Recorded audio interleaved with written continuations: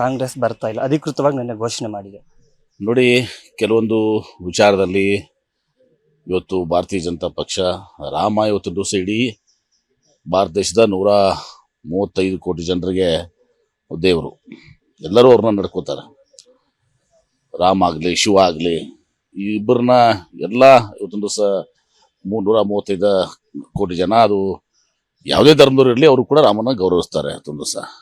ಆದರೆ ಇವತ್ತೊಂದು ದಿವಸ ಈ ಕಾರ್ಯಕ್ರಮಗಳು ಮಾಡುವಾಗ ಎಲ್ಲರನ್ನ ವಿಶ್ವಾಸಕ್ಕೆ ತಗೊಂಡು ಅವ್ರಿಗೆ ಗೌರವ ಕೊಟ್ಟು ಅವ್ರನ್ನ ಆಹ್ವಾನ ಮಾಡಿದರೆ ಬೇರೆ ಇದೆ. ಅದೆಲ್ಲೋ ಒಂದು ಕಡೆ ಗೌರವ ಚಿತ್ರ ಬರೆದ ಹಾಗೆ ಸುಮ್ಮನೆ ನಾಟಕೀಯವಾಗಿ ಕರೆದು ಅದರಿಂದ ರಾಜಕೀಯ ಬೆಳೆಸ್ಕೊಂಥ ಕೆಲಸ ಏನಾಗ್ತದಲ್ಲ, ಅದು ವಿರೋಧ ಪಕ್ಷದ ನಾಯಕರು ಸೋನಿಯಾ ಗಾಂಧಿ ಅವ್ರಿಗಾಗಲಿ, ಇದು ಮನಮೋಹನ್ ಸಿಂಗ್ ಅವ್ರಿಗಾಗಲಿ, ಇದು ಒಂದು ಗೌರವ ತಂದುಕೊಡುವಂಥ ಕೆಲಸ ಅಲ್ಲ. ಎಲ್ಲದಕ್ಕೂ ಒಂದು ಪದ್ಧತಿ ಇದೆ. ಅಂದ್ರೆ ಬಿಜೆಪಿ ರಾಮ ಮಂದಿರ ವಿಚಾರದಲ್ಲಿ ರಾಜಕೀಯ ಮಾಡ್ತಾ ಇದೆ ಅಂತ ಹೇಳ್ತಾ ಇದ್ದೀರಾ? ನಿಶ್ಚಿತವಾಗಿಯೂ ಕೂಡ ನಾನು ಹಿಂದೆ ಕೂಡ ಹೇಳಿದ್ದೇನೆ. ಹೋದ ಚುನಾವಣೆಯಲ್ಲಿ ಅವರು ಏನು ಪುಲ್ವಾಮಾ ಆಯಿತು, ಬಾಲಾಕೋಟ್ ಸ್ಟ್ರೈಕ್ ಆಯಿತು, ಅದನ್ನ ಚುನಾವಣೆಗೆ ಬಳಸ್ಕೊಂಡ್ರು. ಅದೇ ರೀತಿ ರಾಮನ್ ಬಳಸ್ಕೋತಾ ಇದ್ದಾರೆ. ಪ್ರತಿಯೊಂದು ಪಾರ್ಲಿಮೆಂಟ್ ಚುನಾವಣೆಗೆ ಒಬ್ಬೊಬ್ಬರನ್ನ ಬಳಸ್ಕೋತಾರೆ. ಕಾಂಗ್ರೆಸ್ ಬರ್ತಾ ಇಲ್ಲ, ಅಧಿಕೃತವಾಗಿ ನಿನ್ನೆ ಘೋಷಣೆ ಮಾಡಿದೆ.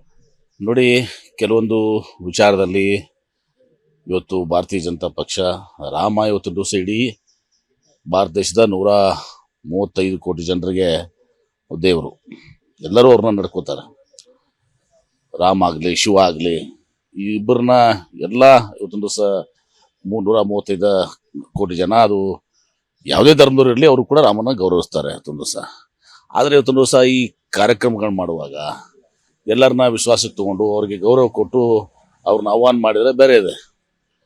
ಅದೆಲ್ಲೋ ಒಂದು ಕಡೆ ಗೌರವ ಚಿತ್ರ ಬರೆದ ಹಾಗೆ ಸುಮ್ಮನೆ ನಾಟಕೀಯವಾಗಿ ಕರೆದು ಅದರಿಂದ ರಾಜಕೀಯ ಬೆಳೆಸ್ಕೊಂಥ ಕೆಲಸ ಏನಾಗ್ತದಲ್ಲ, ಅದು ವಿರೋಧ ಪಕ್ಷದ ನಾಯಕರು ಸೋನಿಯಾ ಗಾಂಧಿ ಅವ್ರಿಗಾಗಲಿ, ಇದು ಮನಮೋಹನ್ ಸಿಂಗ್ ಅವ್ರಿಗಾಗಲಿ, ಇದು ಒಂದು ಗೌರವ ತಂದುಕೊಡುವಂಥ ಕೆಲಸ ಅಲ್ಲ.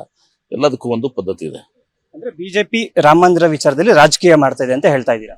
ನಿಶ್ಚಿತವಾಗಿಯೂ ಕೂಡ ನಾನು ಹಿಂದೆ ಕೂಡ ಹೇಳಿದ್ದೇನೆ. ಹೋದ ಚುನಾವಣೆಯಲ್ಲಿ ಅವರು ಏನು ಪುಲ್ವಾಮಾ ಆಯಿತು, ಬಾಲಾಕೋಟ್ ಸ್ಟ್ರೈಕ್ ಆಯಿತು, ಅದನ್ನ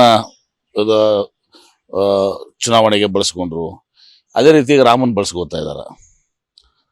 ಪ್ರತಿಯೊಂದು ಪಾರ್ಲಿಮೆಂಟ್ ಚುನಾವಣೆಗೆ ಒಬ್ಬೊಬ್ಬರನ್ನ ಬಳಸ್ಕೋತಾರೆ. ಅನುಕ್ಷಣದ ಸುದ್ದಿಗಳಿಗಾಗಿ ವಿಸ್ತಾರ ನ್ಯೂಸ್ ಯೂಟ್ಯೂಬ್ ಚಾನೆಲ್ ಸಬ್ಸ್ಕ್ರೈಬ್ ಮಾಡಿ. ಹೊಸ ಸುದ್ದಿಗಳ ನೋಟಿಫಿಕೇಶನ್ಗಾಗಿ ಬೆಲ್ ಐಕಾನ್ ಕ್ಲಿಕ್ ಮಾಡಿ. ಲೇಟೆಸ್ಟ್ ಅಪ್ಡೇಟ್ಸ್ಗಾಗಿ www.vistaranews.com ವೆಬ್ಸೈಟ್ಗೆ ವಿಸಿಟ್ ಮಾಡಿ. ಅಂಗೈಯಲ್ಲೇ ಜಗತ್ತಿನ ಸುದ್ದಿ ತಿಳಿಯಲು ವಿಸ್ತಾರ ನ್ಯೂಸ್ ಕನ್ನಡ ಆಪ್ ಡೌನ್ಲೋಡ್ ಮಾಡಿ.